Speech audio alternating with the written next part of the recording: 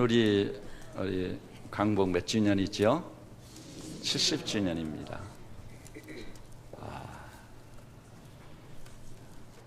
70주년. 알고 보면 사실 짧은 기간입니다.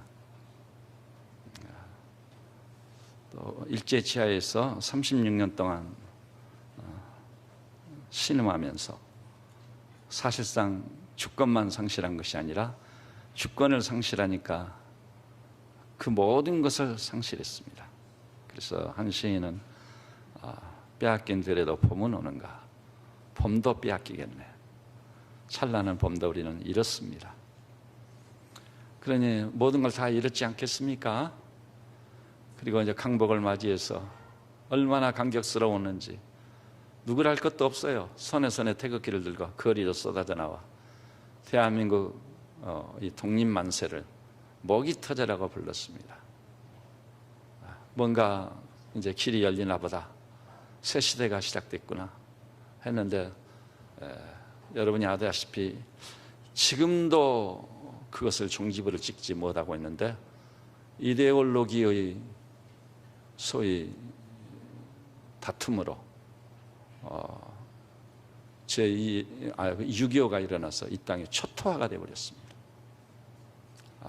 그 6.25는 뭔가 새로운 기운이 돋아날 무렵 우리에게서 모든 것을 앗아가 버렸습니다. 늘 얘기합니다만 저는 잊을 수 없는 게, 저희 고향에서 부모님도 죽고 집도 없고 그 추운 겨울에 한 몸 누일 곳이 없어가지고 저만, 제 또래 아이들이 얼어 죽지 않으려고 밖으로 난 여간 부엌에, 부엌에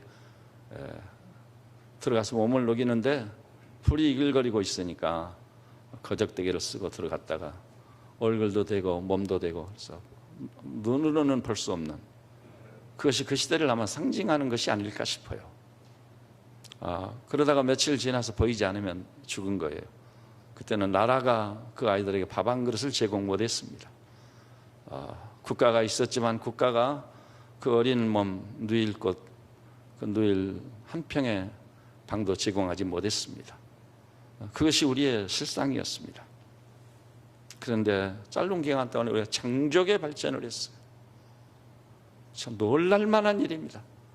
세계사에 없었던 일이라고 합니다. 그 맞는 일. 그래서 한강의 기적이라고 하지 않아요. 지금 이 나라는요, 손바닥만한 나라가 세계 대국의 대열에 끼어서 경제적으로도 경제 자본주의 시대니까 세계 제11위 안에 드는 엄청난 성과를 거뒀습니다. 그런데 이 문제를 놓고 보면은요, 광복부터 시작해서 가만히 묵상을 해보면은 이런 일이 우리 힘으로 이루어진 일은 아니다, 저는 그렇게 생각합니다. 여러분, 이 나라가요 8.15 강복을 맞이할 때 우리 힘으로 강복을, 민족의 독립을 쟁취했던가요? 전혀 아니었습니다. 아시죠? 이 미국이나 영국 혹은 중국, 소련, 이 정상들이 모여서 회의를 통해 2차 대전이 끝나면은 대한민국이란 나라는, 조선이지요, 독립을 하게 해주자. 참 기적 같은 얘기. 어떻게 그들이 사정도 잘 알지 못하는 우리 조국의 독립을 약속할 수 있었을까? 그래서 그 회의록에 딱 기록을 했어요. 아무도 부인할 수 없는 거죠. 그래서 물론 우리가요 독립군도 혹은 애국을 위한 온갖 단체들 있죠. 임시정부도 출연하고 또 세계 도처에서 조국의 강복을 위해서 노력한 건 사실입니다. 그러나 우리 힘으로 독립을 쟁취한 건 아니었고 타력에 의해서 우리 독립을 얻게 된 것입니다. 그 상황을 들여다보면요, 그 역사적인 얘기를 할 시간은 아닙니다만은 정말 그건 역사의 주관자 되신 우리 하나님의 은혜였다, 그렇게 결론 지을 수밖에 없습니다. 여러분, 6.25로 이 땅에 초토화됐을 때 누가 자기 젊음을 던지겠어요? 자기하고 아무런 상관없는, 그리고 희망도 없는 나라예요. 나라는 아니는 손바닥만 하고. 대한민국이 그때 무슨 희망이 있고 무슨 기대가 있었겠어요? 그런 나라에 와가지고 우리는 16개국이 참전국이라고 하는데 어제 뉴스 보니까 그것만 계속 추적한 분이 있더라고요. 상당히 좋은 직장과 신분을 가지고 있었는데 그것을 다 포기하고 우리 조국을 위해서 자기 몸을 던져 평생 그 일을 하고 있는 거예요. 그러니까 68개국인가가 우리를 돕는 입장에 있었더라고요. 68개국이요. 처음 알았습니다. 그 증거가 다 있어요. 그것도 보니까 6.25가 초토화가 되는데 도대체 희망이 없는 이런 나라에서 누가 자기 나라의 젊은이들을 방패막이로 삼아 대한민국을 지켜줄 생각을 하겠습니까? 우리의 생각은 어떤가요? 우리 마음은 어떤가요? 우리를 들여다보면 아는 거지요. 그래서 6.25로 말미암아 불건용 공산주의 세력을 막아주시고 자유민주주의란 정체성을 가진 나라를 세우게 된 건 전적으로 우리 아버지의 축복이고 뜻이었다. 저는 이렇게 생각합니다. 여러분이 아시다시피 그리고 초대 대통령이 이승만 대통령이에요. 김구 선생이 아무리 뛰어나도요 국제 정세는 몰랐어요. 애교가 뭔지는 몰랐어요. 그것을 파악하고 있는 사람 아무도 없어요. 이승만 대통령은 하버드를 졸업해서 국제 정치학을 전공했어요. 거기 박사학위를 받았어요. 탁월한 인물입니다. 그래서 그분이 아니었으면은 자유민주주의란 정체성을 가진 대한민국을 세우는 것은 불가능했다고들 신실한 역사가들은 보고 있는 것입니다. 그리고 그분이 애교력을 발휘하고 미 군정과 대치하면서 마지막 순간까지 싸워가지고 이 대한민국 초대 대통령, 여러분 생각해 보십시오. 일제치하에서 36년간이나 신음했던 이 나라를 처음으로 세운다는 게 얼마나 어려웠겠어요. 왜 그것을 모르는지 모르겠어요.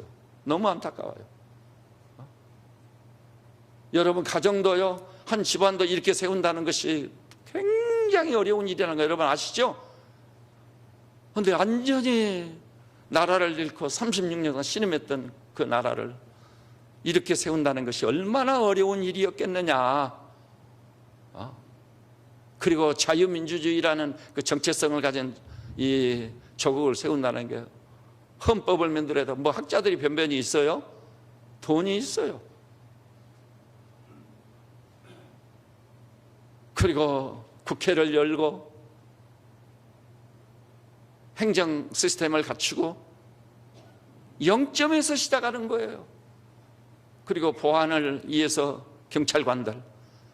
그런데요, 그 당시에 저는 역사를 전공해서 그 당시의 상황을 보면요, 그 누구도 조국의 치안 하나 제대로 유지할 만한 훈련된 사람이 없어요. 그러니까 할 수 없이 누구를 갖다 쓰는 수도 있었죠. 친일파를 들여다 쓰는 수도 있었어요. 그것을 누가 탓할 수 있겠습니까? 우선 나라를 세우고 봐야 되니까 그 누구도 이 나라를 틀을 갖추고 세우는 일에 기여할 만한 준비되고 훈련된 인물이 없었다 이 말이에요. 그래서 사람이 연약한 부분도 있고 그러다 보니까 약점도 있었습니다. 실수도 있었어요. 오류도 있었어요. 그러나 큰 틀에서 볼 때는 우리 조국 대한민국을 자유민주주의 정체성을 가진 나라로 세운 거, 물론 배후에 우리 하나님이 계셨다고 저는 믿습니다. 그래서 초대 대통령이 이승만 대통령 그 역사적인 족적을 쫙 추적해 간 사람들은 놀라움을 금할 길이 없는 거예요. 저분이 아니었으면 우리 조국은 없었겠구나. 그것이 자연스럽고도 솔직한 우리 고백이어야 맞습니다. 누가 있어도 오늘의 자유민주주의 체제를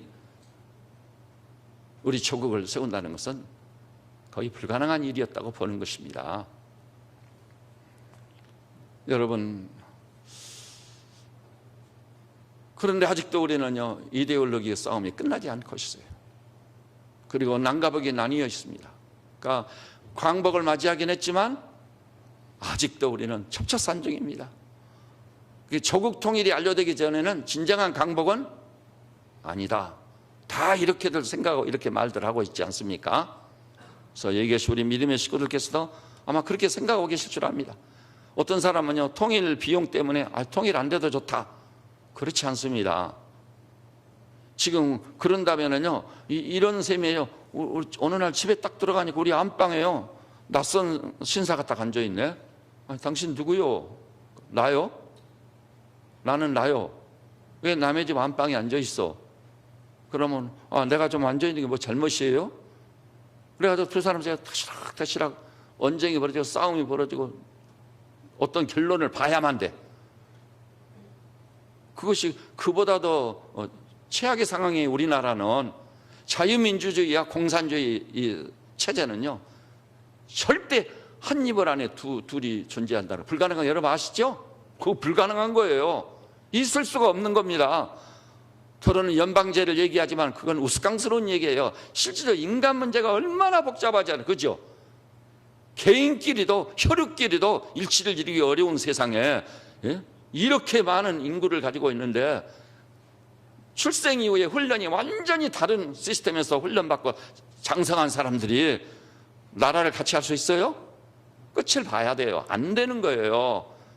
그런 생각할 때 우리는 틀림없이 이 나라가 통일은 돼야 됩니다. 어떤 대가를 지불해도 한방에서 생각이 다르고 의식이 다른, 가치관이 전혀 다른 두 사람이 서로 대결을 걸고 으르렁거리면서 존재할 수 있겠느냐. 그거 불가능한 일입니다. 저는 여기 세뱃전은 믿음의 식구들에게 제가 이 교회를 담임하는 교역자로서요, 어떤 비용을 지불해도 반드시 조국 통일은 앞당겨서 그것도 평화적인 방법으로 이루게 될 줄로 믿습니다. 혹시 여기 동의를 하지 못한 분이 계시단다면 깊이 하나님 앞에서 생각해 보세요. 한번 따라서 합시다. 성령 안에서 하나됨을 힘써 지키라. 그것이 성경이에요. 성경입니다. 그것도요, 성령 안에서 하나됨을 힘써 지키라는 거예요. 우리는 철학이 다르고 가치관이 다르고 이데올로기가 완전히 다른 불균형 공산주의야 하나를 이룬다는 것은 불가능해요. 그렇게 돼서도 안 되고요. 아마 지금 공산주의로 통일했던 요즘 남쪽에요, 이 정북 좌파들 말대로 한다면 6.25를 그들은 뭐라고 말하죠? 제가 그 사람들한테 직접 들었어요. 통일전쟁이 했다는 거예요. 근데 미국 놈들이 끼어들어서 통일을 방해했다는 거예요. 그러니까 미국 놈들이 철천지 웃은 거죠. 그러면 공산주의로 통일이 됐어 봐요. 제가 여기 볼 때는 여기 살아남을 사람들 별로 없는데요. 살아남을 사람 없어요. 더욱이 기독교 신앙생활이요, 꼬리 달린 짐승이 되고 만다는 건 다 알려졌지 않아요 이제. 조국 통일을 안수해야 되겠는데, 그러면서도 하나님의 은혜가 놀라웠던 것은 손바닥만한 나라가 38선을 중심으로 양분되어 있는, 이제 지구촌에서 우리나라밖에 없지요. 우리나라밖에 없는데 여러분이 아셔야 될 것은 그 짧은 기간 동안 너무 놀라운 것은 한강의 기적을 이루고, 이번에요 또 다른 미국의 어떤 사람, 우리나라를 자주 드나들고 자주 아는 사람이에요. 그 사람이 우리 책한권을 출간했어요. 대한민국 사람만 모르고 있다. 그러다 대한민국 사람만 모르고 있다니 무슨 소리를 하는 거야? 자세히 들여다봤다니요. 지금 미국이든 영국이든 선진국 다 좋아요. 아프리카 사람까지도 대한민국처럼 편리하게 잘 살고 있는 나라가 없다는 거예요. 그걸 모르고 있는 나라는 대한민국 사람밖에 없다는 거예요. 거기 여러분 동의 안 하시나요? 동의하셔야 돼요. 여러분 가보세요. 아프리카 사람들 가서 말 들어보고요, 미국에 가서 말 들어보세요. 우리 대한민국에 오랜만에 온 그 교민들이요, 이번에 남성수 목사님도 충격 먹었다는 거예요. 밖에 버스 타러 나갔는데 정류장에 기다리고 있느라니까 그 방송이 나오는 뭐라 하냐면 몇 분 후에 버스가 도착한다고. 와, 몇 분 후에 버스가 도착할 것까지 얘기해요.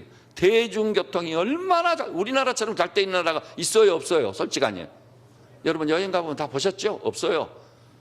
여행하다가도요, 화장실이 급하면 이건 그렇게 난감할 수 없어. 화장실이 없어. 근데 우리 대한민국 어떠죠?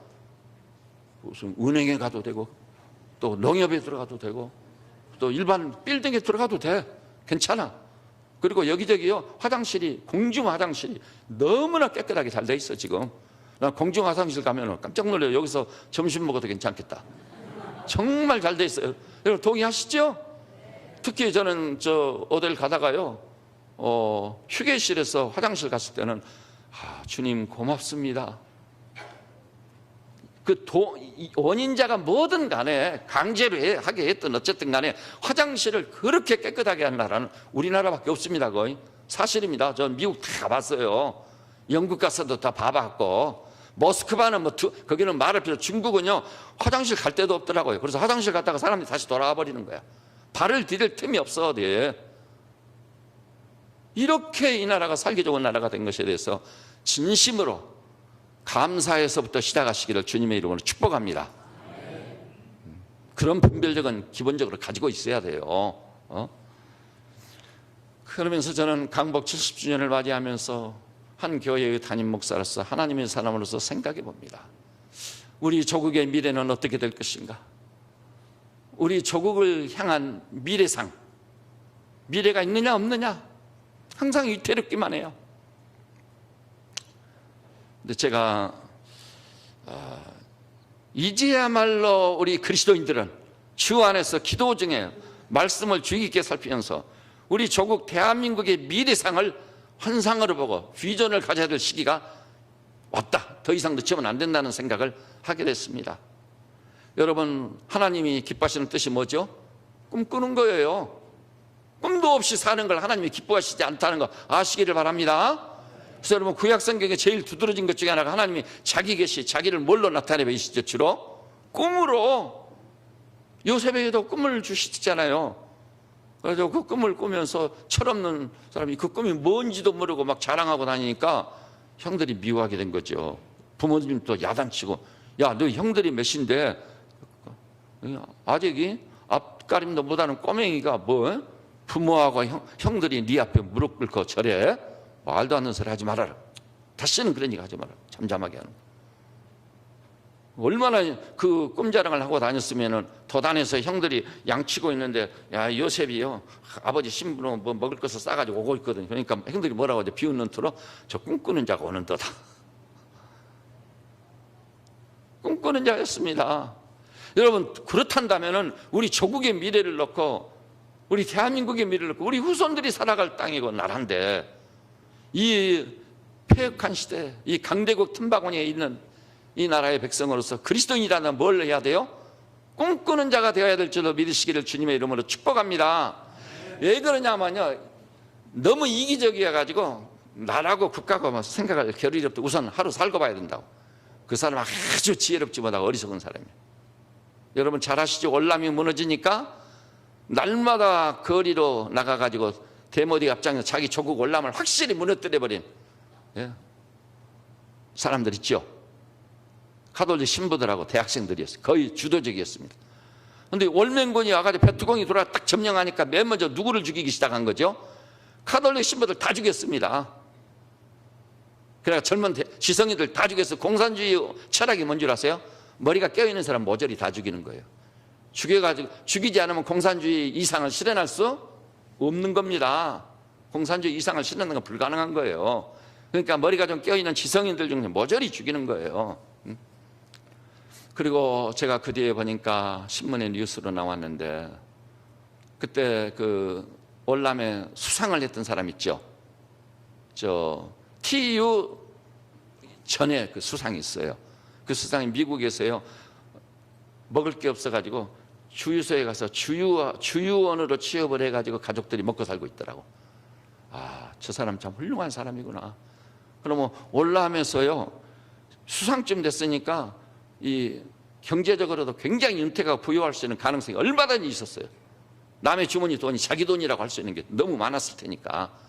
그런데 그 사람은 자기 것을 챙기지 않았습니다.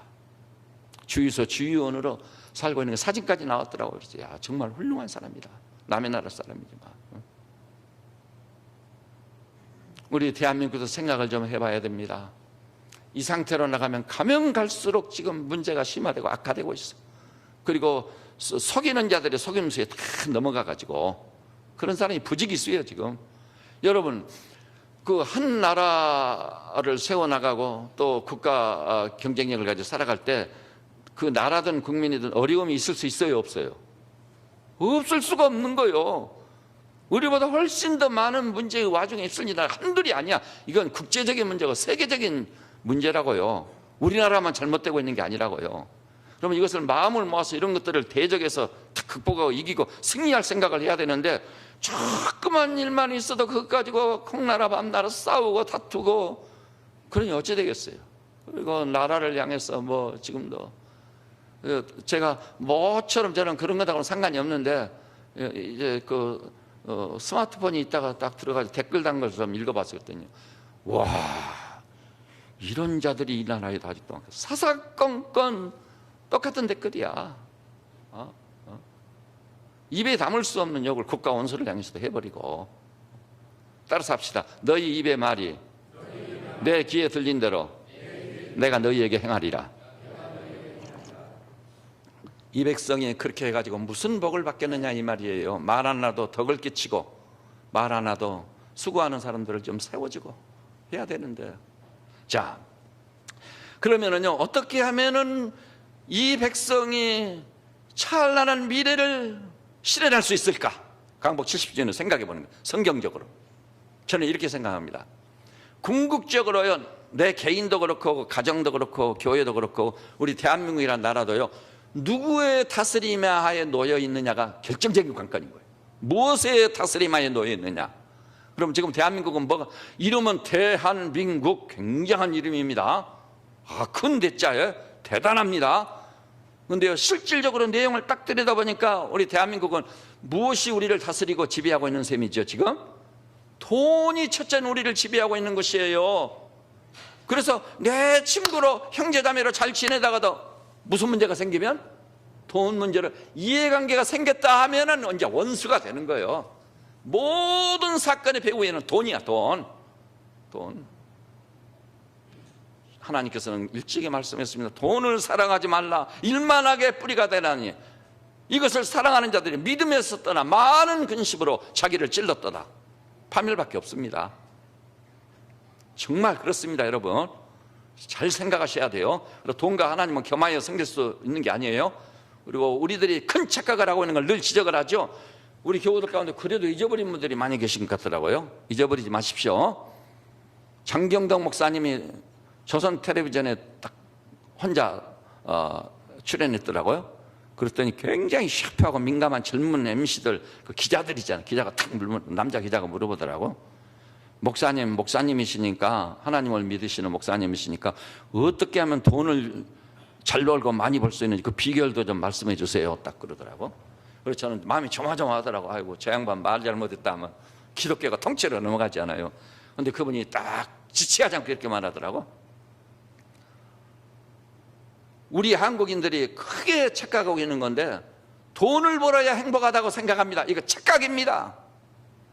행복한 사람이 돈 법니다. 행복한 사람이 성공합니다. 우와, 그러니까 이 두 아주 샤프하고 예민하고 감각이 뛰어난 기자들 둘이 눈이 땡그러니 깜짝 놀래가지고, 와, 목사님, 그 놀라운 말씀입니다. 저는 그때 장경덕 목사님이 그 머리에서 이렇게 지어낸 얘기인 줄 알았거든요. 근데 그게 아니라 보니까 미국 사람이 책을 썼잖아요. 누가 돈을 버느냐? 그러니까 행복한 사람이 돈을 번다는 거. 눈에 불을 쓰고 돈을 벌려고 하는 사람은 돈도 못 벌고 망하기도 하는 거예요. 그것을 신앙적으로 풀어보니까 통계 숫자를 다 냈죠.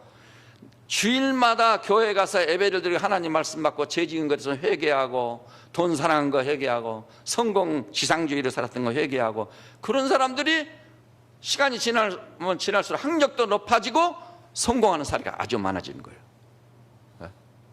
그런데요, 오직 돈, 그런 사람들은요 이해할 수 없는 상황이에요. 엊그제 뉴스에 혹시 기억하시는 분 있죠? 우리나라에도 왔다 간 세계적인 재벌 누구죠? 제가 이름도 말 안 하고 누구죠? 물어보기 잘못했죠. 누구예요?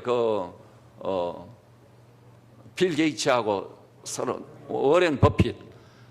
와, 이번에 워렌 버핏이요, 한 달만이었나요? 하루만이었나요? 9,800억을 벌어버렸더라고. 그러니까 세계 뉴스를 탄 거예요. 이게. 와, 어떻게 하면 9,800원을 벌다니? 아니, 9,800원이 아니라 9,800억 원을 번 거. 그래서 내가 다시 봤어요. 9,800억 원. 어떻게 이런 기적이에요? 그러면 워렌 버핏이 돈 벌려고 눈에 불을 쓴 사람이니까 여러분 생각에 아니라는 거 다 아시죠? 그 사람이 전 세계적으로요, 어렵고 힘든 사람을 향해서 자기 가족들에게 유산으로 남길 것은 생각지도 않고 엄청난 이렇게 돈을 내놨지 않아요. 조 단위를 내놨어. 그러니까 워렌 버핏 때문에 영향을 받은 누구도? 빌 게이츠도 똑같이 돈을 내는 거예요. 빌 게이츠는 유태인이죠. 다 충격을 먹는 거예요. 워렌 버핏은요, 자기가 사는 집도요, 애시당초 사는 집, 그 시대에 지금 살고 있는 집을 살 때 제 기억이 잘못되는 걸 몰라도 3,500만 원 주고 산 집이다. 우리 돈으로 3,500만 원 주고 산 집을 늘 이렇게 수리하고 저기 하면서 그 집에서 살고 있는 거예요. 근데 그러면서도 그 사람에게 행복이 있다 이 말이죠. 그런 마인드를 가지고 있으니까 하루인지 한 달 만인지 잘은 모르겠지만 9,800억 원을 벌었구나. 오늘 여기 나오신 사랑하는 성도들이요, 돈이 우리를 지배하기 시작하고 돈이 다스리기 시작하면 굉장히 위험합니다. 위험 사인을 보내야 돼요. 우리 대한민국이 지금 돈의 지배를 받고 있다. 그래가지고 돈 때문에 일만악을 불러들여가지고 막 한다는 사람도 하루아침에 무너져버리고 자살해버리고 막 이런 난리가 없어. 나라가 왜? 뭐 때문에? 다 돈 때문이야. 그 다음에 자기 목표를 달성하려고, 그러니까 목표가 자기를 지배하는 거예요. 성공지상주의자죠. 그리고 또 어떤 권력력에 논이 물어서 뭐 한 자리 해볼까 하다가 그 얼마 전에 경남기업 회장님이신 그분도 너무 안타깝게도 국회의원까지 거 안 하면 못해요. 싸움꾼들 자기들끼리 싸우라 레벨에 두고 자기 기업이나 충실히 하면 되지. 그러다가 여기 건네주고 저기 건네주고 돈 많이 건네 죽고 나니까 자기 배신한 사람들을 벌 줄 수 있어요? 벌 주려고 생각하는 주도적인 입장에는 자기 자신이 세상에 없는데 무슨 수로 벌 줘요? 자살로 끝장내지 않아요. 얼마나 그 아내는 어떠며 그 자녀들은 어떠며 그 후손들은 어찌 되겠어요? 자살로 생을 마감한 사람, 그 후손들이 기가 막힌 거죠. 어이없고 황당한 거죠. 그러니까 이런 것들이 지배하는, 세상 것들이 지배하는 대한민국이 되면은 대한민국의 미래는 없다. 지금까지 우리가 되어진 역사만 놓고 얘기해도 틀림없는 사실이야. 그러면 뭐냐? 제가 목사에서가 아니라 객관적인 입장에, 역사가는요 객관성을 추구하는 사람입니다. 될 수 있으면 주관적인 것을 배제하려고 하는 경향을 띠고 있는 사람이에요. 제가 그렇게 훈련받은 사람이거든요. 그런데 여러분, 성경을 비롯해서 종교라든지 모든 것을 총체적으로 이해한다면 결론을 딱 내리니까 대한민국이, 이름은 대한민국일지라도 실질적으로는 하나님이 다스리는 돈이 아니고 성공이 아니고 목표가 아니고 하나님이 다스리는 하나님의 나라가 임해야 되겠다. 그래야만 내가 살고 네가 살고 이 대한민국이 세계에 우뚝 서겠다. 그것도 우뚝 서서 남을 괴롭히는 나라가 아니라 남의 나라를 행복하게 해주는 나라가 되겠다. 이것이 최종적 결론이었습니다. 최종적 결론이었어요. 우리 하나님이 다스려야 돼. 그래야만 내가 살고 네가 살고 우리가 사는 거예요. 그리고 하나님이 참으로 살아계시다면 그 하나님이 어떤 분이신가요? 노하기를 더디하신 분입니다. 심지어는 이런 것이 7번이라도 용서하라는 분이세요. 우리 하나님이 그런 분이 아니고야 그분의 지배를 받고 그분의 다스림에 놓여야 내가 사는 거지. 그럼 다 죽지요. 그리고 또 우리 하나님은 어떤 분이세요? 은혜가 무궁하신 분이요, 이처럼 사랑하사 독생자까지 주시는 하나님의 사랑 생각해 보는 거. 그래서 은혜 위에 은혜, 복 위에 복을 더하시기를 원하노라. 그 하나님의 다스림하에 놓일 때만 우리에게 소망이 있고 그 하나님이 살아계시기 때문에 하나님의 방법대로 때가 되면 주시는 거예요. 다만 인내가 요구되는 거죠. 낙심하지 말라. 때가 이름에 거두리라. 눈물로 씨를 뿌리는 자는 기쁨으로 그 단을 가져오리라. 딴 생각하지 마세요. 눈물로 씨를 뿌리는 일을 할 수 있는 거예요, 누구든지. 그런데 그렇게 하면 언제 수확을 거두고 그 눈물을 다 하나님이 보상해 주세요. 요즘 저는 밭에 가보지도 못했는데 지금 우리 집사람이 밭에만 갔다 오면 엄청난 수확물을 가져오는 거예요. 이번에는 그 수확을 어마어마하게 해가지고 박스 상자 3개에다 싸가지고 또 택배로 보내더라고.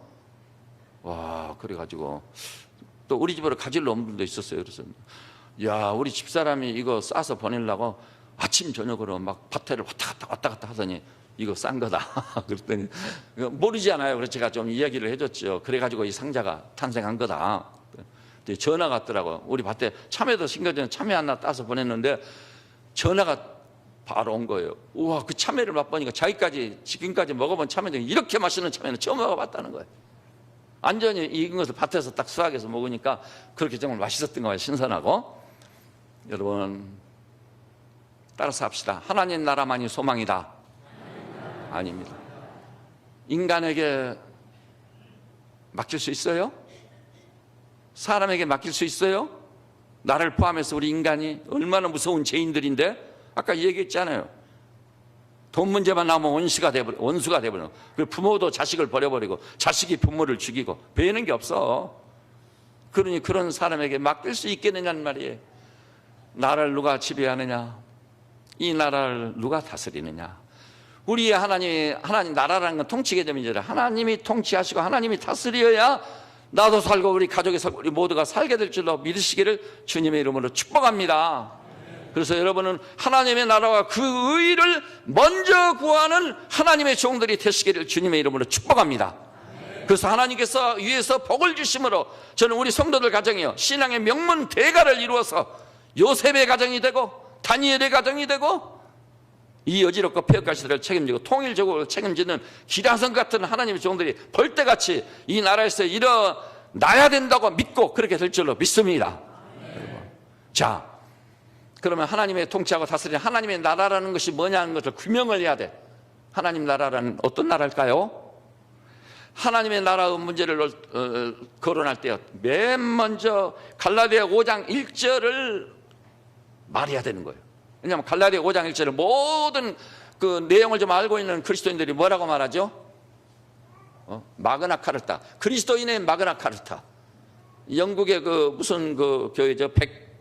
100m가 높은 그 건물에 오랜 교회가 거기 가면 마그나 카르타가 딱 보관해 놓은 걸 제가 눈으로 확인했습니다.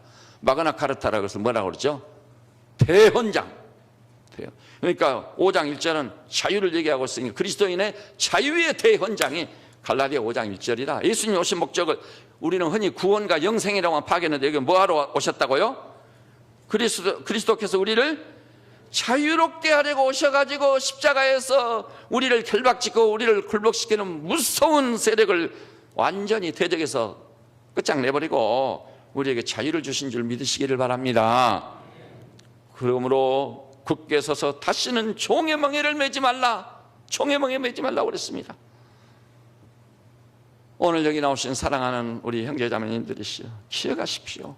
유명한 그 패트릭 헨리라는 사람이 있죠. 패트릭 헨리. 그 사람 얘기를 모르는 사람이 없습니다. 따라서 해볼까요? 자유 아니면 죽음을 달라.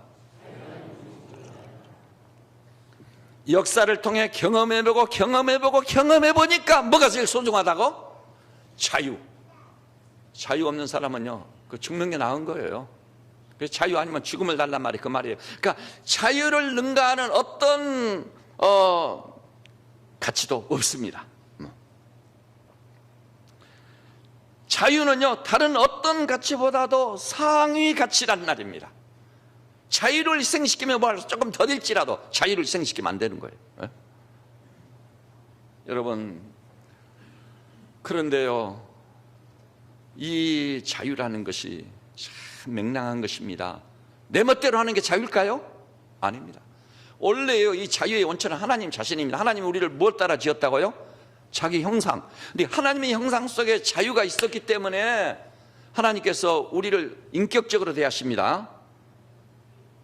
문을 두드린다고 그랬어요. 그래서 문을 열면 들어오시는 거지, 문을 부수고 들어오는 것은 요한복음 10장에 뭐래? 절도요? 강도라고 그랬어. 주님은 인격이십니다. 그래서 우리 자유로운 선택과 결단을 기다리고 계시는 거예요. 그래서 뭐 주시는 것도요, 그 일방적으로 주신다기보다는 기도를 기다렸다 주시는 하나님. 따라서 합시다. 기도를 기다렸다 주신다. 우리가 스스로 필요를 느끼고 쓸 것을 알아가지고 주님, 이것이 제게 필요한데요, 아버지께서 공급해 주셔야죠. 이 기도를 기다리신다는 말입니다. 자, 그런데 너무 놀라운 건요, 창세기로 돌아가서 보니까 에덴 동산을 딱 설립하시고 에덴에 선악을 알게 하는 실과를 동산 중앙에 만들어 놓죠. 그 다음에 뭐라고 그랬죠? 동산에 있는 모든 실과는 어떻게 먹대? 임의로 먹되. 임의란 말은 주목해야 돼요. 제가 이 말씀을 묵상하다가 발견하고 얼마나 기뻤는지, 와, 그렇구나. 임의로란 말이 무슨 말이죠? 네가 먹고 싶은 대로 자유롭게 즐기고 누려라. 자유예요, 자유. 그 대신 또 그 여러 과일, 특별히 생명나무 실과와 대칭되는 게 뭐죠? 선악 알게 하는 실과. 두 가지가 또 있는 거예요. 그 둘 중에 어떤 것을 선택하는 것은 우리 자유의지에 달려 있는 거예요. 만일 그러면 어떤 사람이 이렇게도 말하거든. 자유의지를 가지고 하나님만 선택하고 살도록 하는 완벽한 자유의지를 줄 수는 없었더냐? 그건 자유의지가 이미 아닌 거예요. 하나님이 그 어려움을 아시고도, 우리가 죄질 것을 아시고도 자유를 부여하신 거예요. 자유가 그만큼 가치가 있는 거예요. 그래서 선악을 알게 하는 실과와 생명나무 실과를 딱 주고 네가 선택해서 먹어라. 그 대신 선악을 알게 하는 실과를 선택하면 큰일 나니까 그것을 먹는 날에는 정령 죽으리라. 경고까지 바라놓으신 거예요. 그 하나님의 잘못인가요? 근데 우리 인간이 얼마나 못됐는지요. 선악을 알게 하는 실과 먹을 줄 알고도 왜 그걸 만들어놨느냐, 또 이렇게 나오는 사람이. 와, 정말 우리 인간은 정말 우리 어떻게 할 수가 없는 사람이에요. 하나님의 은혜가 아니면 구원이 없어요. 그러니까. 근데 어때요, 인간이? 선악을 알게 하는 실과를 딱 선택해버렸네. 그 자유의지의 반론 겁니다. 그런데요, 자유에는 그렇기 때문에 하나님께서 그것을 먹는 날에는 뭐라고요? 정령 죽으리라. 그 뭘 의미하는 거지? 자유에는 엄중한 책임이 수반된다. 이걸 알아야 돼. 자유를 말할 때는 반드시 엄중한 책임. 사실 어떤 의미 있어요? 자유 이전에 엄중한 책임을 먼저 배워야 돼요. 내가 이것을 하면은 하고 안 하고는 내 자유지만 했을 때는 책임이 수반된다는 걸 알아야 됩니다. 여러분, 우리는 이 자유와 책임을 균형 있게 알고, 그래서 우리 대한민국의 찬란한 미래는 오직 자유민주주의 체제로 통일도 하고 자유민주주의 체제로 이 영광스럽고 복된 우리 조국을 세워서 만방의 영감의 온천이 되는 복된 나라가 되어야 될 줄로 믿습니다. 그래서 우리 세뱃전은 양머리들 모두가요, 항상 자유와 책임을 생각하면서 자유와 책임, 자유와 책임, 그걸 노래하면서 사셔야 돼. 그래서 선택의 기로 앞에 섰을 때 항상 주님께 여쭤보고, 주님, 두 길이 더 들어가야 되죠? 나란다면 이 길에 가겠다. 알겠습니다. 아무리 좋게 보여도 제가 포기합니다. 주의 길로 가겠습니다. 따라서 합시다. 주의 길로 가겠습니다. 그것이 잠언에 나오죠. 범사의 그를 인정하라. 항상 주님을 인정해야 돼요. 그렇게 한번 살아보십시오. 그러면 틀림없이 하나님의 영광을 볼 줄로 믿으시기를 바랍니다. 자, 그 다음에요, 그래서 하나님의 우리 조국의 미래상을 놓고 볼 때 자유민주주의로 찬란한 영광을 노래할 수 있는 그 나라를 세워가야 마땅하다. 공산주의하고는 영원한 결별입니다. 있어서는 안 돼요. 소련도 무너지고 중국도 다 무너졌는데, 공산주의 하다가 다 무너졌는데 뒤늦게서 또 공산주의 붙잡고 실갱이하는 사람들이 남쪽에 있다니, 그 어리석은 사람들을 어떻게 할 것인지 참 마음이 아파요. 그다음에 두 번째는 뭔 줄 아세요?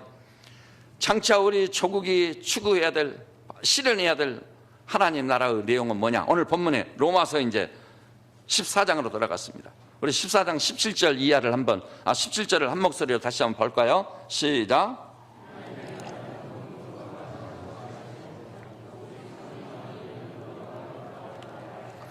정말 놀라운 말씀이지 않겠어요? 하나님의 나라는 부정을 딱 해버린 것은 뭐가 아니라고요? 먹는 것과 마시는 게 아니다. 이게 쉽게 얘기하면 뭐가 아니라는 거죠? 세상적인 게 아니다. 잊지 말아라. 믿음을 이용해서 세상 것을 추구하려다가 무너진 사람이 그 얼마예요? 먹는 것과 마시는 것 세상적인 게 아니다. 탐심은 우상이다. 다 말씀했어요. 그러면 뭐냐? 하나님 나라는 오직입니다. 성령 안에서. 그러고 보니 하나님 나라가 임하려면요, 구원이 먼저 있어야 돼. 구원. 그래서 구원 받자마자 성령 안에 너희 몸이 하나님의 성전인 것과 성령이 너희 안에 거하는 줄 알지 못하느냐? 여러분, 초대 기독교 공동체 구성원들은 이제 전부 성령이 내주하는 것을 알고 있는 성전으로 자기 존재를 파악한 사람들이었어요. 오늘 여기 나오신 우리 온 교우들이 반드시 빠른 시간 내에 성령을 감지하고 성령을 체험하고, 왜냐하면 내가 성령으로 충만하는 것보다도 성령이 우리를 성령으로 충만케 하시는 것을 나보다 더 원하시다는 거 믿으시기 바랍니다. 그래서 부활하신 다음에도 만날 때마다 숨을 내쉬면서 성령을 받으라, 성령을 받으라.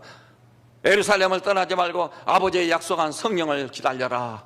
요한은 물로 세례를 베푸사 너희는 몇 날이 못되어 성령으로 세례를 받으리라.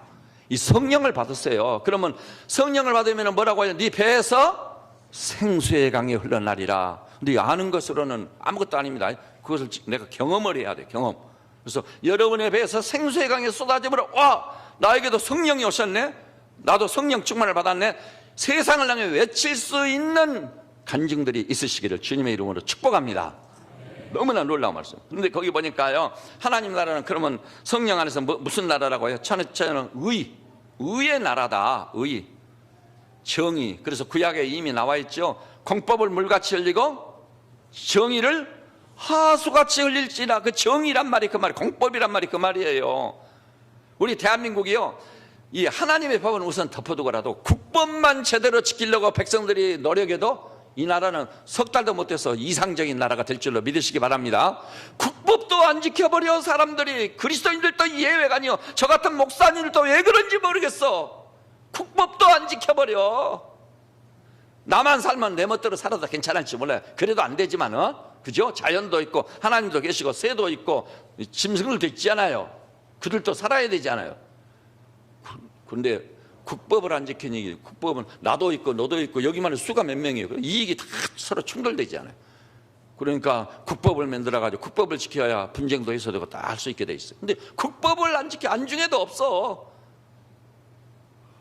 여러분, 의라는 게 뭔가요? 한번 따라서 합시다. 마땅히 행할 바를 행하는 것이다. 의라는 것은요, 자기 나름대로 의의가 있겠고 자기 입장이 있겠지만 아닙니다. 마땅히 행할 바라는 것이 따로 있는 겁니다. 마땅히 행할 바, 그것이 의라는 거예요. 3살 먹은 아이한테도 이 일을 어떻게 하면 좋으냐 하면 그 대답을 딱 하는 거예요. 마땅히 행할 바가 이거다. 그것이 의라는 거예요. 그런데요, 이 의라는 것도 인간이 죄로 오염된 이유에는요, 자기 입장, 자기 생각을 떠나지 못해. 그리고 실제로 상충되는 게 있어. 영국에요, 성경 번역 선교의 선교사들이 언어학을 전공한 사람, 그래서 파푸아뉴기니아에 선교하러 갔으면 목숨 걸고, 못으로 가는 배도 없고 그때는 아무것도 없으니까 저거 타고 헬리콥터 타고 가지고 딱 내려주면은 이제 낙하산으로서 내립니다. 근데 아주 가격하고 극단적인 인육을 먹는 종족을 만났을 경우요, 잘못하면 그 사람들 밥이 돼버리는 거예요. 근데요, 그러니까 많이 싸질머지고 가요. 사탕도 가지고 가고, 탁 켜면은 불이 반짝하는 후레쉬도 가지고, 이건 문명세계만 있는 거니까 가지고서 보면은 그냥 그 파푸아뉴기니아 원주민들 눈이 둥글죠. 이게 신이 내려온 건 아니야. 도구선 하늘에서 내려왔잖아요. 하늘에서. 그래가지고 그 사탕을 하나 물려주면은 정신이 오락가락 하는 거예요. 이렇게 달고 마시는 게 있었나. 그리고 불을, 스위치를 딱 올리니까 불이 반짝 빛나고 어둠이 착 물러가고 환해지고는, 와, 이게 뭐냐, 이거 신이다, 신. 그래가지고 선교사님들을 딱 환영해가 맞이해서 이제 선교사님들 신처럼 모시고 이렇게 살거든요. 근데 그 선교사님 보니까 이웃 종족하고 싸워가지고 이기지 않아요? 이기면 전리품이 있어. 전리품 중에 최고가 뭔지 아세요? 이웃 종족을 포로로 잡는 거예요. 그 포로는 뭐 하는 거죠? 축제를 열어가지고 잡아가지고 별미를 즐기는 거예요. 선교사님이 이걸 보고 경악을 금할 수 없어서 신의 입장에서 말씀, 사람 죽이는 거 안 된다, 이건 살인인 행위다, 큰 죄악이다 그랬더니 이 사람들이 뭐라고 한 줄 알았어요? 아니, 우리는 별미를 즐기는데 무슨 소리 하느냐고. 그러니까 입장이 완전히 다른 거예요. 그래서 유명한 프랑스의 파스칼이 그랬잖아요. 그 팡세를 쓴 파스칼이 피레네 산맥을 중심으로 이쪽에서는 선인데 저쪽에서는 악이 되는 게 있는 거예요. 그렇기 때문에 의를 행할 때 의의 기준이 가장 중요해요. 무엇이 진정한 의냐. 저도 지금까지 이 나이가 되어 살아오면서 경험한 게요, 왜 사람들이 그렇게 자기 입장만 생각하고 객관성이 없단 말인가. 그것 때문에 슬퍼하고 탄식할 수밖에 없어. 그리고 자기가 옳다고 막 주장을 계속 한단 말이에요. 객관적으로 보면 그거 아니에요. 그렇기 때문에 자기 주장, 자기 입장들이 다 있는데 그것을 분별하고 판단하기 위해서 뭐가 필요하겠어요? 기준이라는 게, 객관적 기준. 이걸 영어로는 뭐라고 하죠? 스탠다드. 표준이 있어요. 표준. 그렇다면 의의 표준은 뭘까요? 세상에는 없어요. 이건 하나님의 법, 율법. 율법은 기가 막힌 의의 표준이 되는 거예요. 제가 우리 교회에서 늘 얘기하죠. 뭐라고 그러죠? 레위기 규례에 보니까 염소 새끼를 그 어미 젖에 삶지 말아라. 요즘 현대인들은 뭐 때문에, 아니 어미 젖에다가 새끼를 삶아서 먹으면 영양식이 되고 맛있고 얼마나 좋을 텐데, 별미가 될 텐데 왜 그렇게 하지 말라고 그러나? 하나님도 이상한 분이에요. 근데 조금 더 나가니까 뭐라고 그러죠? 새 새끼를 그 어미와 함께 포에 가지 말라. 왜 어미가 도망가지 않고 포로가 되는 거예요? 날짐승인데? 새끼에 대한 보호 본능 때문에 새끼를 사람이 잡으면 그걸 다시 빼앗겠다고 목숨 걸고 대들거든요. 그걸 새끼에 대한 어미의 애정까지 이용해가지고 어미까지 포획해버리는 그 짓을 하지 말아라. 그거 뭐예요? 유대인들은 지금도 그랬어요. 우유라든지 이런 것에다가 그 소고기나 염소 고기라 이런 걸 곁들여 먹지 않습니다. 지금도 그걸 지키는 거예요. 지금도 철저히 지킵니다. 근데 그것만 법으로 지킬 뿐이지 그 정신이 뭐죠? 어떻게 이 어미가 그 젖이라는 게 뭐죠?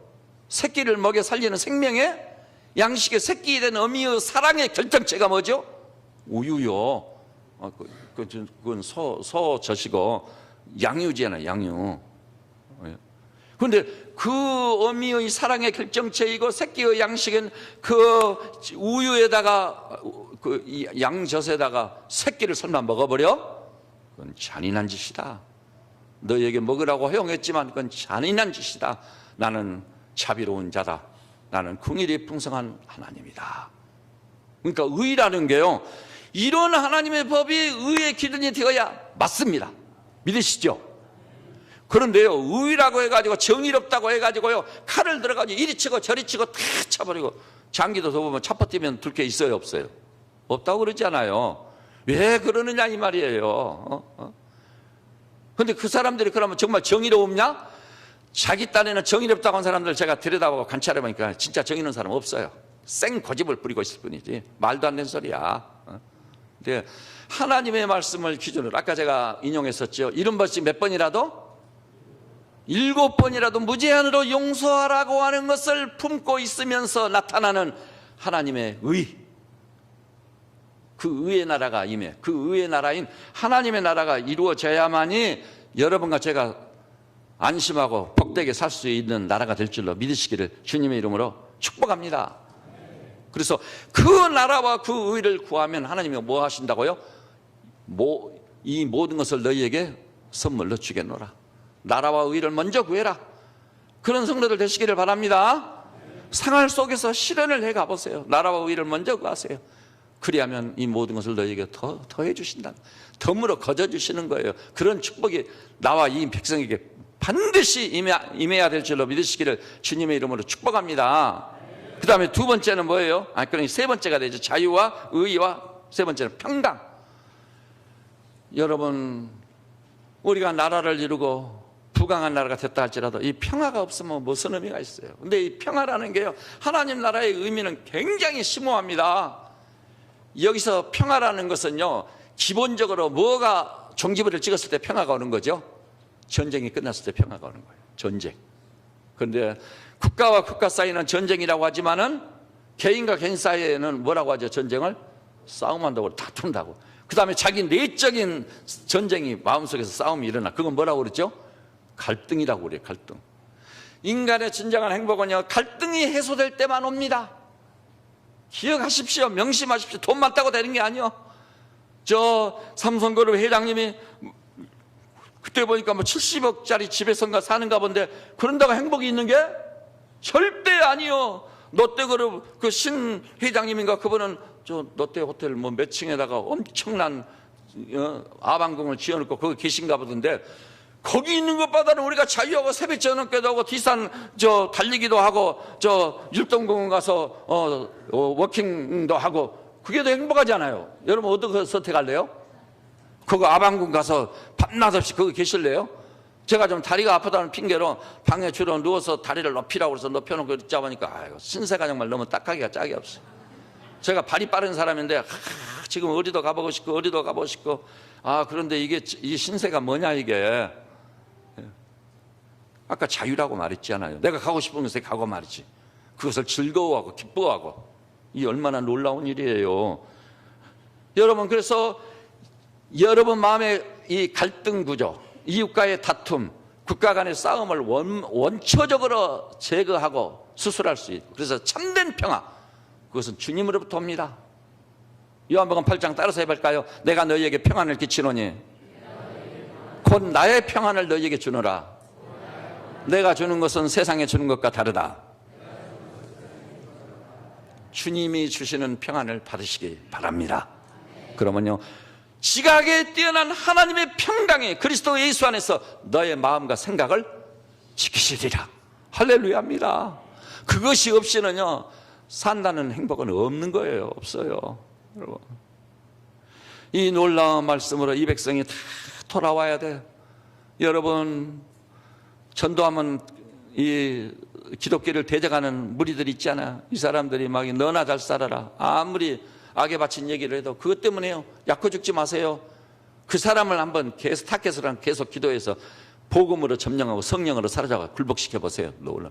저도 지금 말만 하고 못 갔는데요, 다리가 이제 조금 우선해지면은 제가 멍구리고 있는 서울 저 교육감이 누구죠? 조희연이부터 제가 찾아가려고 그래요. 예? 네가 아직도 그것을 버리지 못하고 그러고 있으니 하나님께 돌아와야 된다. 너 네가 교육감 해보니까 어떻더냐? 입맛 나지? 한번 가서 책망하고 야단치고 순수 복음으로 돌아오라고 그래요. 강력하게 권면할 참이거든요. 근데 제가 전화를 하려고 전화번호를 입수해서 전화를 하는데도 전화가 안 되는 거예요. 예? 오늘 여기 나오신 우리 사랑하는 성도님들이시여, 성령님으로 말미암아요 세상이 어찌할 수 없는 지각에 뛰어난 하나님의 평강, 여러분의 상황이나 환경이 어떠하든 간에 그 모든 것을 뛰어넘어 하나님만이 주실 수 있는 지각에 뛰어난 평강이 여러분 심령에 늘 있으시기를 우리 주님의 이름으로 축복합니다. 그것이 하나님 나라의 특징이고 성격이에요. 그러니 그런 나라가 임해야 우리 조국의 미래가 있지 않겠습니까? 그 다음에 네 번째, 이제 마지막이죠. 조금 오늘 길어졌는데 죄송합니다. 네 번째 하나님 나라가 뭐죠?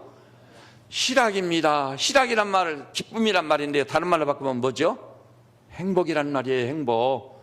그리스도인은요, 행복 안 하면 그 사람 복음이 아직 뭔지 모르는 사람이요. 따라서 합시다. 행복하지 않으면 나는 하나님의 사람이 아니다. 그 말이 맞아요? 틀려요? 틀림없이 맞습니다. 이건 저도 경험해봤고 복음을 제대로 깨달은 사람들을 다 통해서 제가 지켜보고 관찰한 바예요. 예? 주님이 오신 이유를 요한복음 10장 10절에 말씀했어요. 내가 온 것은 양들로 하여금 생명을 얻게 하고 거기에 머무르는 분이 아니요 더 풍성하게 얻게 하려는 것이라. 따라서 합시다. 더 풍성한 삶이 있다. 이걸 가로막고 있는 게 뭡니까? 복음의 능력 앞에는 봄바람에 눈이 녹시 녹아버리는 거예요. 이 희락, 기쁨, 이건요 물론요 세상 것으로 내가 채워졌을 때 누리는 그 기쁨이 아니요, 그건 굉장히 위험한 거죠. 망할 징조예요, 그거. 근데 이 기쁨은 뭐냐? 예수를 제대로 믿고 복음을 제대로 깨달았을 때 필연적으로 임하는 그 기쁨이요. 그러니까 바울은 옥중에서 지금 살지 죽을지도 모르는데 뭐라고요? 밖에 자유하는 사람들에게 항상 기뻐하라. 내가 다시 말하노니 기뻐하라. 기쁨이 막 넘치는 거예요. 성령 충만하면 뭐라고? 사랑과 희락, 희락이 두 번째. 희락이 넘쳐요. 이 기쁨이 충만한 사람, 여러분이요 예수님 때문에 복음 때문에 성령님 때문에 삶 속에서 그러세요. 괜히 차 타고 가면서 운전하면서 희죽희죽 웃으세요. 그럼 지나가는 사람이 이렇게 살만 나지 않은 세상에 저놈 미쳤나 돌았나? 근데 나는 돌아도 제대로 돈 사람입니다. 하나님을 알고 복음을 깨달았더니 내게 이런 문제의 와중에 있지만 나는 기쁩니다. 항상 기쁨, 범사 감사합니다. 찬양하며 달려가는 성도들 되시기를 바랍니다. 이게 하나님 나라의 성격이에요. 그런데 이제 의와 평강과 기쁨, 이 세 가지를 놓고 마지막으로 한 말씀 드립니다. 자유도 예외는 아니에요. 정말 이 땅에는 아직도 놀라운 행복을 누리기 위해서 그 행복이 공산주의나 사회주의에 있다는 이상에 젖어 있는 사람들이 아직도 있다는 건 놀랄만한 일이에요. 인류 역사상이요 공산주의와 사회주의를 통해서 성공한 사례는 한 건도 없어요. 아까 얘기했잖아요. 러시아도 무너졌어. 중국도 무너졌어. 우리도 정복 좌파 중심으로 그런 경향을 띈 사람들이 많아지면 우리나라도 망하게 돼 있는 거예요. 왜 그런 줄 아세요? 우리 인간은 죄로 오염됐기 때문에 공산주의나 사회주의 이상을 실현한다는 건 불가능한 일이에요. 왜냐하면 공산주의의 결정적인 핵심적인 성격이 뭐죠? 따라서 합시다. 공동 생산, 공동 분배, 이게 공산주의예요. 굉장히 이상적인 것 같죠? 공동으로 해서 공동으로. 근데 죄를 짓고 죄로 오염됐기 때문에 공동 생산과 공동 분배예요. 반드시 죄가 끼어드는 거예요. 그래서 어느 나라를 봐도 누가 모든 것을 장악해 버리죠? 공산당원들만 장악을 해버리는 거예요. 그래서 북한으로 말하자면 평양에 있는 공산당원들만 잘 사는 거야. 그 나머지는 죽지 못해 사는 거예요. 밥도 못 먹어가지고 북한 탈출, 북한으로 사람들이 잘 살아보겠다고 가든가요? 아니면 북한을 뒤로 하고 자기 조국인데 목숨 걸고 탈출하든가요? 목숨 걸고 탈출하지 않아요. 그게 증거지 않아요. 근데 왜 그걸 그 간단한 원리를 모를까? 그 어리석은 사람들이 아직도 이 땅에 있단 말인가? 공산주의나 사회주의 이상은 실현이 불가능하다. 그러면 뭐냐? 따라서 합시다. 오직 하나님의 나라다. 공산주의의 핵심은 뭐죠? 철학적으로는, 사상적으로는 인간을 물질로 봐버리는 거예요. 물질. 영을 부인해요. 영혼을 부인해. 물론 하나님도 부인합니다. 김일성이 딱 수령님이 돼가지고 있어. 죽은 지가 언젠데도 불구하고 금수 그 궁전에다가 김일성이 시체 딱 정시해 놓고 거기 가서 무릎 꿇고 절하고, 우리 남쪽에서 간 사람도 철딱 써는 사람들이 거기 가가지고 거기다가 뭐 우리 조선민주주의 공화국 무슨 누구 김일성 민족의 영웅 그렇게 쓰고 온 사람도 있다니까. 남쪽에. 참 어이없고 황당한 일이에요. 그런 이 나라에 장래가 있겠느냐 말이에요. 오늘 여기 나온 분들, 제가 주 안에서 오랫동안 묵상한 말씀을 선포했습니다. 이 말씀을 가지고 여러분이 묵상을 계속해 보십시오. 그러면 여러분의 사고가 바뀔 거예요. 하나님 나라만이 유일한 소망이다. 그 나라와 그 의를 구할 때만 내가 살고 가정이 살고 우리 후손들이 소망이 있고, 하나님 나라가 세워질 때만 우리 대한민국의 미래가 찬란하다. 그런 거룩한 믿음들을 다 가지시기를 우리 주님의 이름으로 축복합니다. 기도하십시다. 하나님 아버지, 시대가 너무 어지럽고 혼란스러우며 성경적으로 볼 때는 공중의 권세자만 악령이 지배해서 우리를 다스리고 우리를 미혹하고 시험합니다. 이런 때 강복 70주년을 맞이한 저희들은 하나님 보좌 앞에 나와 말씀을 받았습니다. 그렇습니다. 잠시 잠깐은 내가 손해날 것 같이 보이지만 아닙니다. 하나님이 다스리는 하나님의 나라가 우리 성도들 마음에 임하게 하여 주시옵소서. 주의 영이 계신 곳에 자유함이 있다고 했는데, 그런 놀라운 어떤 것에도 매이지 않는 오직 하나님께만 매인 그리스도인의 자유가 임하게 하여 주시옵소서.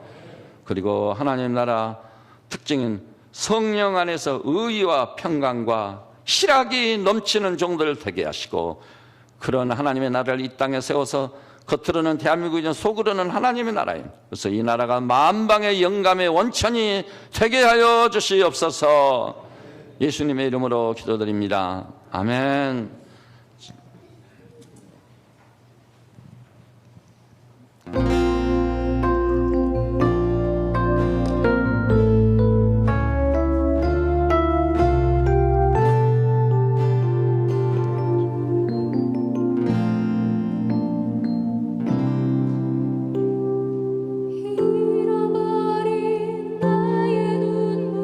찾게 하소서.